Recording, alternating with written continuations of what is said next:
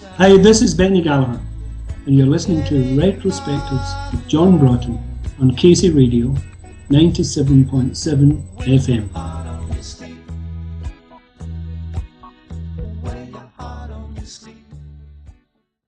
Do you remember your very first attempts at songwriting? Oh, yeah. Jeez, oh, yeah. We actually get some, well, not some, God bless Apple and Paul and the surviving members of the Beatles, but they gave us back all our song rights after 14 years. And even the ones that are still making money, and it's amazing to hear some of the demos we did for them. They allowed us to try anything we wanted. It was quite incredible. Just lovely. But I've actually rediscovered a Christmas song, and I played it to Graham because I changed it. I thought it was a bit cheesy the way it had been done. And he wants to record it either as a demo or me to record it or something. So it's really interesting. Look at it's like different people, looking back at different people. Yeah. What were your ambitions when you left to go and work at Apple Publishing? Was it primarily a career as a songwriter that you were looking for? Oh, very much so.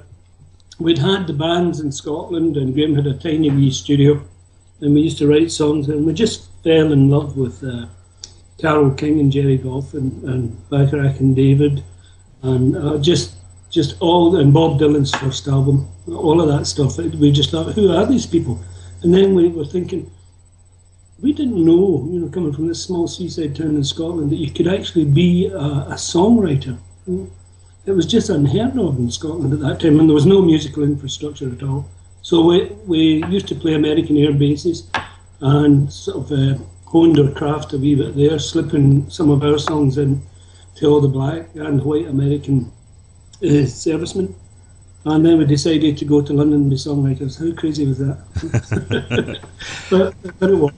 So at this stage you weren't thinking about a career in recording and performing at all? No, we were reluctant artists. I mean, we liked being in the band. Graham he's not very great at travelling, and he hates the pressure of having to remember lyrics, whereas I've never written lyrics down my life. We were total opposites in almost every part of it. I think we actually split almost perfectly into left brain and right brain thinking, and we didn't even realise it at the time. So we decided... At Apple, were you specifically allocated assignments? Were you told to write a certain type of song for a certain artist, or you pretty much just wrote whatever took you? Well, it's quite an amazing story. We were doing demos, and we'd been involved in a contract that wasn't worth the paper it was written on, and for some reason we walked into Radio Caroline House, which is a very topical thing now with the film. But what happened was we met this guy. Sorry? No, go ahead. Oh, sorry. I thought, we met this guy in an office in Radio Caroline House, and he had one 2-track machine on a desk and a chair and nothing much else in the room. And he's saying, oh, this is going to be huge. But I can't tell you about it because there's a big press release in a couple of weeks. And we thought, and he seemed a really nice guy. He had a big afro hairstyle and a Zapata moustache and everything. And we thought, I don't think this is going to work. And we passed on it. And then, sure enough, 2 weeks later, that was the launch of Apple. And God bless Terry Doran, who it was in the room. He actually heard the next set of demos and said, I still want to sign you. So he signed us to Apple. It was an amazing accident. Was there a set writing procedure with you and Graham? Was there a certain way you went about it every time, or did it really vary from song to song? Yeah, it changed immediately we signed with Apple. What we used to do is, by the time, just before we signed with Apple, I had 2 sets of twins and Graham had 2 kids. So we'd be working during the day and writing in the evening and falling asleep trying to write.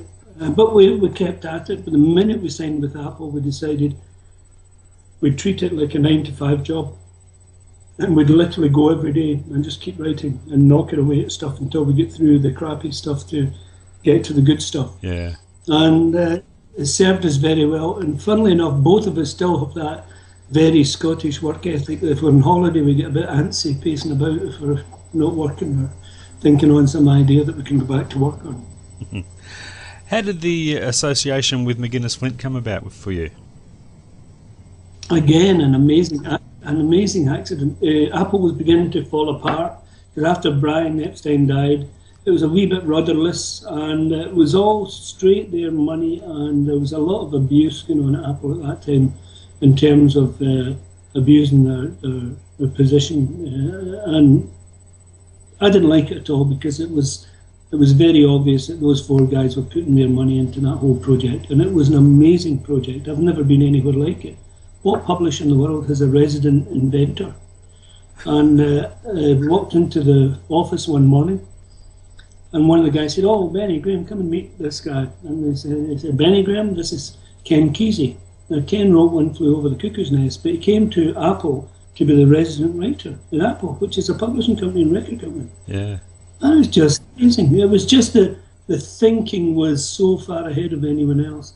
So basically, when Apple started falling apart, we were very worried because they were very good to us. And we were concerned having families and all that. And the first record we ever made, you talking about early songs, we recorded a song with Tony Hatch, would you believe? There's the Neighbours and all that stuff. Yeah. Tony was a very big record producer in the UK with Petula Clark and a whole bunch of other people. And we did a demo with him, and his production assistant was a guy called Tony Reeves, who played with John Heisman's Coliseum. And Tony had been playing a gig with Manfred Mann, and they were splitting up, and Tom McGuinness and Hughie Flint were looking to form a band. And Tony said, "Well, I know," they were looking for a bass player, and he said, "I know this bass player I think would fit." He said, "But they're a duo, they won't split." So we went along for an audition, and it worked from the first day. Wow. And the guys were fantastic. They just more or less accepted that we were more prolific than them as writers, but it was a very, very democratic process in which the records were picked. There was no politics really until the big advance was put on the table. But there you go. It was a great band to be in. They had a set formula already mapped out for that band. They knew exactly what kind of band they were after. Yes, it was very much like Bob Dylan's The Band, but a good time thing with blues and country mixed, just a good live band to go and see, and a good atmosphere. And that's basically what we did. So how and when did you know the time was right for you and Graham to branch out yourselves as a duo? Well, as I said, the politics got very heavy because we had a big hit single with When I'm Dead and Gone. And while we were still out promoting that, they said, "Where's the next single?" And we hadn't written it yet. In fact, the second single, we were finishing the lyrics up the back of the studio as Glyn Johns was setting up the mix. And it was a real pressure. And at that time, the sound systems were pretty crappy. And we had like mandolins, accordions, horn section, keyboards, acoustic guitars, electric guitars, and harmonies, And we were very disenchanted with, we were using what was the best stuff at the time, but it just didn't reproduce it the way we wanted. And by sheer chance, the whole singer-songwriter thing kicked off with everybody, Dylan, James Taylor, Crosby, Stills and Nash, Neil Young. And we thought, right, we're going to go for this. And we literally walked away from a very successful band. Yeah. Until we were young, we were still that silly young thing of, in Scotland, being in our 20s, I think I'm going to London to be a songwriter. Well, we felt the same thing about going into being singer-songwriters. And we just had this complete belief in what we wanted to do. And luckily it worked. But as you say, you formed at the time of that singer-songwriter boom in the early 70s, but it took a few years until that phase, actually it was a time when that phase of music had pretty much subsided, when you finally found commercial success yourselves. Did it seem strange to you at the time? It was, but we had a good enough following over here for live concerts that even without a hit single, we had a good turnout in the audience. And there's still an immense loyalty here. We can't believe the amount of airplay we still get from those songs. It's just incredible. And there's been offers all the time to tour again and everything, but I don't think that will happen. Pardon me. Yeah, there's been offers to tour again, but I don't think that will happen because we are just in different areas at the moment, but we do still write together. We just submitted a new song to Art Garfunkel about 3 or 4 months ago, which I really liked. But given the position of the record companies find themselves in, everyone's very nervy about doing anything at the moment, as you can imagine. Yeah. But no, it was, to me, it was predictable that it was going to change. And when the punk thing came in, it was like a gift to the record companies, you know, because none of those bands wanted an advance or knew anything about the royalties for each territory. They just wanted to be rebels, and the record companies loved that because it was Christmas for them, you know. And there was some good bands come out of it, but there was a lot of damage done to all the knowledge that the 60s and 70s bands had built up about the whole industry, and it was like a complete turnaround in terms of the whole business. How did it feel getting back and writing with Graham again after all these years? Was it just like putting on a comfortable old pair of slippers and slipping straight back into it? Exactly right. I mean, we've been writing since we were about 13 or 14, and we've both commented many, many times that he's written with a lot of writers. I've tried it. I'm actually writing a lot more on my own now, and I'm more comfortable with that. But the thing we do find is that none of the writers we've written with write the same way as he and I write. I mean, we hardly have to talk about it because it's just instinctive. You know? Yeah. And it's a wonderful thing because you just pick it up. I mean, it's a bit like some people feel insulted if you don't keep in touch with them, you know, constantly. Where it's a very Scottish thing not to talk to anyone for a long time and just pick up where you left off, you know. And that's the way we are with writing. Talk about the time you spent with Ronnie Lane in the Slim Chance Band. How do you look back on that time now? Oh, fantastic. It's funny, I was just over one of the guys that replaced, moved into the band after Graham and I left, Charlie Hart. I was over at his house last week, and we were just talking about, Ronnie was an education, just in terms of his stagecraft, and he was the most understated writer. That song, How Come, is the only cover song I do in any set I do live. You know, I just don't think I'm good enough to do covers, but I love that song so much. To me, it's the perfect song in terms of it's got rhythm, it's got melody, it's got humour, and the lyrics are just lovely. Anyway, and to me, it's like a perfect little package in its own. And Ronnie taught us an awful lot about how to use a stage and his whole approach to writing. It was absolutely, there was a lovely lightness of spirit with Ronnie. He was a wonderful talent and probably never fully appreciated.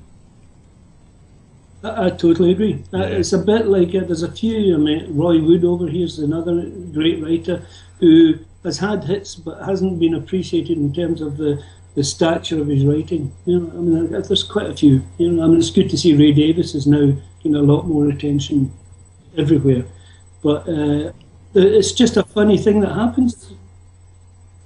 One thing I know you're extremely proud of is the work you did with the Performing Artists Media Rights Association. What were some of your proudest achievements there? Well, just to me, the fact that by the time I finished the term that £20 million had gone through to British performers from us, we were just basically making sure and administering it for making sure they got it. And that to me was a bigger buzz than getting a gold record or anything. Really? Just to me, it was like that thing of like, yeah, now there's a bit of justice down it. And because of the legal structure of the right, it can't be taken away from them. So it's actually stronger than having a record contract or a publishing contract. And that to me is just wonderful. What were some of the major stumbling blocks you came across in that job? As one of the directors, I won't name her, a very prominent lady singer worldwide, said, well, I don't know what the problem is. I always thought it was a good thing to pay performers.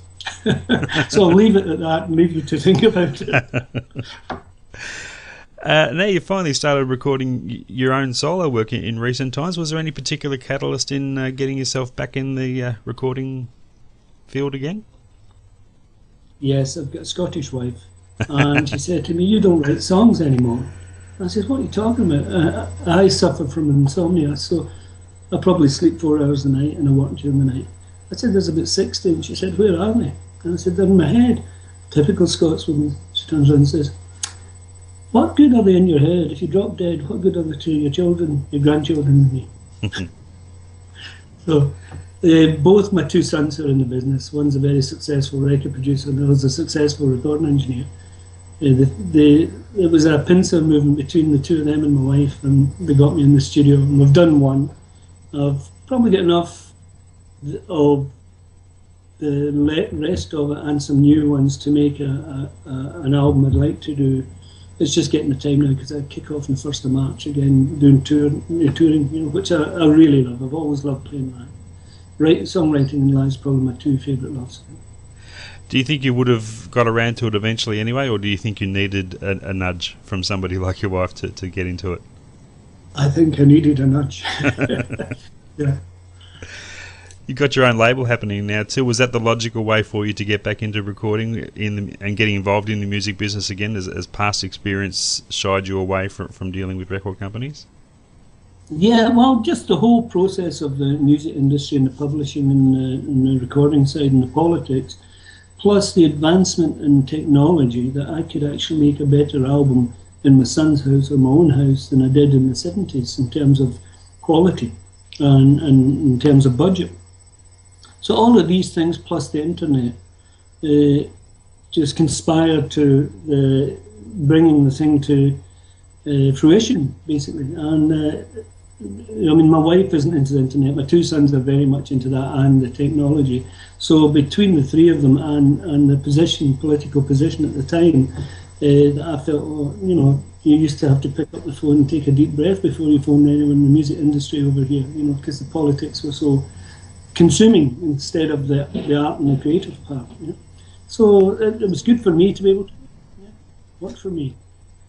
Must have been a wonderful feeling to finally have a solo record out there. Is it a regret now that you didn't do it sooner? Yes, very much so. In fact, I've been trying to convince my son, who's a record producer, to do it, because he's a very good songwriter. And I keep saying, like, don't make the same mistake as me. Don't let years slip away. I know it's dangerous and it's a bit scary to do, but if you don't do it, it's just going to slip away from you. It'll slip through your fingers. And luckily, I got the chance to do that, and I hope he will too. When your sons were starting out in music, did they come to you often for career advice? Oh yeah, all the time. And it was great. They actually both got the idea for getting into music, because the one who's a producer and engineer came to one of the string sessions we did. I think we were doing a 22-piece string section for Gallagher Lyle, and he just saw this in the studio and thought, this is what I want to do. And he was only about 14, and it actually has done that. He actually produced Pete Doherty's only #1 here in the UK, This Is for Lovers, and he regularly records the BBC Symphony Orchestra, the Scottish National Orchestra, and Liverpool Philharmonic, and he loves that side of it still. That's still the thing that grabbed him, and he goes out, and it's a small label he records it for, not his, the friends, and the two of them just set up the whole thing and record it. And I tell you, he got offered this job as an Apple genius, and he said, no, he said, thanks for the offer, but the music puts a smile on my face. And to me, that's all I ever asked of him, was that, what would you like to do? I'll help you I'll make every attempt to get you to it, but just tell me what you really want to do. And it's really weird, because the two of them, that's what they want to do. And it's just lovely to see. That's great. So many of your songs have been covered by such a wide range of artists over the years. Do you have any personal favourites? Yeah, they vary actually, because some of them are very, very small acoustic songs, and one of my favourites of all the Gallagher Lyle stuff is The Runaway, because to me it's what Graham and I used to call a picture painter song, and it's actually a true story, and it absolutely fascinated us, because the whole thing about runaway children hadn't reached Britain, but when we were touring America with, it was a great bill actually, an A&M bill. It was Christaberg opening, Gallagher Lyle and Supertramp all in one bill, and we went right through the UK, Canada and America twice, and we got on so well. It was just a doddle to do as a tour, but it really opened our eyes up to the whole American problem of these children. They just vanish. I couldn't imagine anything worse, having 4 kids of my own and 4 grandchildren. One of them should vanish. I mean, it it's your biggest nightmare. Yeah. What about other people covering your songs? Any of them hold a special place for you there? Yeah. There's a great story actually. Graham and I we'd left Apple. We'd been obviously Heartless Leave had been a hit, and we were in this very trendy club in London called Tramps, and we're walking up the stairs to go out, and Ringo Starr's coming down, and he looked at the two of us and he said, "I've just recorded your song. It's better than yours." And we just burst out laughing, and it is really good because he just does things in his own way, Ringo. It's just incredible. So I mean, that's one of my favorites. And just before I let you go, Benny, upcoming plans. What's on your books for this coming year? Well, I'd like to revisit Australia and New Zealand because I did Byron Bay last year, and I'd like to sort of expand into doing that as a regular basis, sort of playing Australia. But I just enjoy the travel. I find a bit hard the older I get, but the actual playing and meeting people, that gives me such a resource for songs too, meeting people. And I think I told you that I spent some time in Melbourne after Byron Bay with some friends, and I got a song out where there was a goodbye party on the day we were going to the airport. So literally we had the party, they drove me to the airport, glad to get rid of me and put me on the plane. And one of the guys who did the sound for a tour I did in Australia with the Manfreds just made this remark in the middle of the party, and I finished a song on it. Just that to me is what I feed off, that whole thing about the human condition and people's relationships and stories and remarks, and that.